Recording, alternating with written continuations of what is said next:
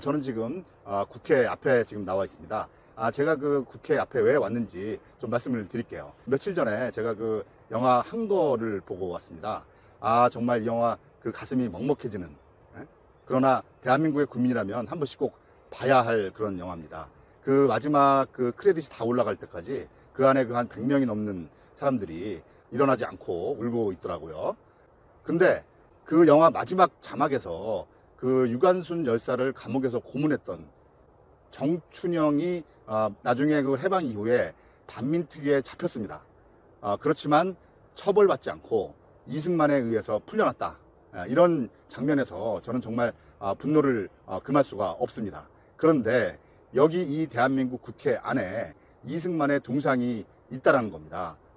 정말 어떻게 이런 그 민족의 반역자, 해방 이전에 미국에서 그 친일을 부르짖었던 이런 철저한 기회주의자가 어떻게 여기 서 있을 수가 있습니까? 기가 막힙니다.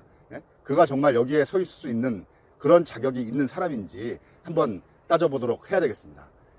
이승만이 그 대통령이 된 이후에 그 수많은 폭정, 3.15 부정선거는 둘째 치더라도 거창 양민학살, 여순사건, 4.3 사건, 보도연맹 대학살, 한강다리 폭파, 이런 그 수십만의 그 자국민을 죽인 사건들은 정말 비참한 우리 역사의 현실입니다. 그런데 아직도 이승만이 건국의 아버지다, 국부다, 이렇게 말하는 사람들이 있습니다. 이거 정말 어떻게 된 건가요? 정말 그럴까요? 이 대통령이 된 이후에 이승만이 한 일들은 차치하더라도 그 사람이 대통령이 되기 이전에 그 행적을 제대로 아신다면 정말 그렇게 말할 수 없을 것입니다. 그의 아주 정말 추한 민낯, 그의 반역 행위에 대해서 하나씩 제가 살펴보도록 하겠습니다.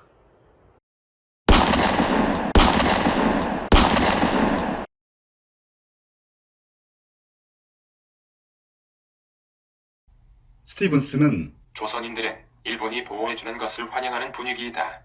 을사조약은 미개한 조선인을 위해 이루어진 조치다. 조선인은 독립할 자격이 없는 무식한 민족이다. 이렇게 망발을 퍼부었던 사람입니다. 스티븐스는 대한제국에서 외교 고문까지 지냈습니다만 일본 정부로부터 $10,000를 후원을 받고 그 이후에 한국을 끊임없이 비방하는 발언을 일삼아서 재미동포들의 분노를 사고 있었습니다. 여기에 분개한 전명훈 의사와 장윤환 의사가 이 친일파 스티븐스를 저격한 것입니다. 이 장윤환 의사의 거사는 독립운동사에 아주 큰 영향을 미쳤습니다. 이 거사는 안중근, 강우규, 윤봉길로 이어지는 한국 침략 원흉 척결의 효시였습니다.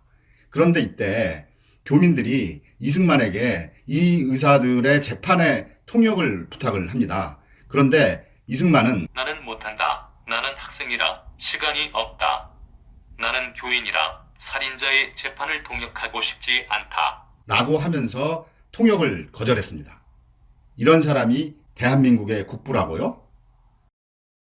당시 미국의 기독교계는 조선의 기독교를 널리 전파해줄 조선의 목사가 필요했습니다. 요 사실을 잘 아는 이승만은 목회자가 되겠다, 이렇게 서약을 한 다음에 조지 워싱턴 대학교에 특별생으로 편입하는 그런 특혜를 받았습니다. 그런데 하버드에서 이승만은 성적 불량으로 석사를 마치지 못합니다. 그런데 그 이후에 프린스턴으로 옮기는 과정에서 이승만은 미국 장로교하고 딜을 합니다.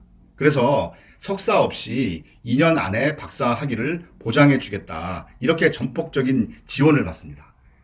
그 이후에 박사과정을 진행하다가 하버드 쪽에 또 딜을 합니다. 내가 프린스턴에서 박사를 받는데 하버드에서 석사를 줘야 되지 않겠느냐, 이렇게 얘기를 하는 거죠. 그러니까 하버드에서 그러면 계절학기 한 과목만 들어라, 그러면 석사를 주겠다, 이렇게 해서 1910년 2월 달에 하버드 석사, 같은 해 7월 달에 프린스턴 박사가 됩니다. 어떻게 이게 가능하냐고요? 그 당시 그 미국 학교에서는 자기네 출신이 이 조선이라는 새로운 나라에서 활약하는 그 선례를 만들고자 하는 그런 의지가 있었고요. 미국 교단은 그 교단 나름대로 조선의 기독교를 전파하고 싶은 그런 열망이 있었기 때문입니다. 참 이승만은 재주가 좋죠. 이 이승만의 박사학위는 그 이후 이승만에게 전지전능한 날개를 달아줍니다. 이승만의 일생뿐만이 아니고 대한민국의 역사를 완전히 바꿔놓는 그런 절체절명의 순간입니다. 이승만은 1912년 11월 18일 하와이에 오기 바로 직전에 워싱턴 포스트하고 기자회견을 합니다. 한일 합방 후 3년도 지나기 전에 한국은 낡은 인습이 지배하는 느림보 나라에서 활발하고 떠들썩한 산업 경제의 한 중심으로 변했다. 놀라울 만큼 일본의 식민지 근대화론과 동일합니다. 미국 사람들에게 한국이 독립할 필요가 없다는 그런 말을 한 것입니다. 완벽한 친일파죠. 1913년 이승만은 하와이로 와서 교육 사업을 합니다. 그런데 이때 이승만이 하와이 신문에 쓴 글에서 우리 학교에서는 일본을 비판하라고 가르치지 않는다. 나는 반일 감정을 일으킬 생각이 없다. 일본 신문들은 나에 대해 오해하지 말길 바란다. 이렇게 오히려 일본에 대해서 강하게 아부를 하고 있습니다. 이승만은 하와이에서 자기 손끝에 입김을 불어넣는 아주 괴상한 행동을 합니다. 내가 일본 감옥에서 고문을 받아서 아직도 아프다라는 겁니다. 그런데 이승만은 일본 감옥에 간 일 자체가 없습니다. 자기가 일본의 고문을 이겨낸 독립투사라는 그런 이미지를 부각하기 위해서 서슴없이 거짓말을 하는 것입니다. 여하튼 그 당시 하와이에서는 박용만이 무장투장을 하기 위해서 독립군 부대를 만들고 사관학교를 설립합니다. 그런데 이후 하와이에서 이승만은 박용만을 밀어내고 하와이 국민회의에서 나온 독립성금, 결국 돈이죠. 이것을 가로채기 위해서 깽단을 조직하고 자신에게 반대하는 한인들에게 온갖 테러를 자행합니다. 여기에 대해서는 당시에 그 많은 교민들의 증언이 있습니다. 그 이후에 국민회가 이승만 체제로 운영이 되고 있었고요. 1918년 이승만은 국민회 재정을 완전히 남용을 하고 많은 부동산을 자기의 사유재산으로 만들어버립니다. 국민회의 이러한 공금 집행과 회계 처리에 문제를 제기하는 사람들이 결국 이승만의 퇴진을 요구하게 되죠. 불신안을 제출합니다. 이승만은 여기에서 반대파의 물증을 뺏고 또 폭력을 사용합니다. 그래서 이 관련 회의는 결국 유혈 사태로 번지게 됩니다. 이렇게 비리가 탄로나는 상황에서 이승만은 오히려 그 국민의 대의원들을 폭동죄, 살인 미수죄로 하와이 경찰에 고발하게 됩니다. 그래서 1918년 2월에 하와이 법원에서 이승만은 결국 이렇게 증언을 합니다. 이들은 박용만 패당이며 미국 영토에 한국인 군대를 만들었다. 위험한 반일 행동을 하며 일본 군함 이즈모가 호놀룰루에 도착하면 파괴하려는 음모까지 꾸민 무리들입니다.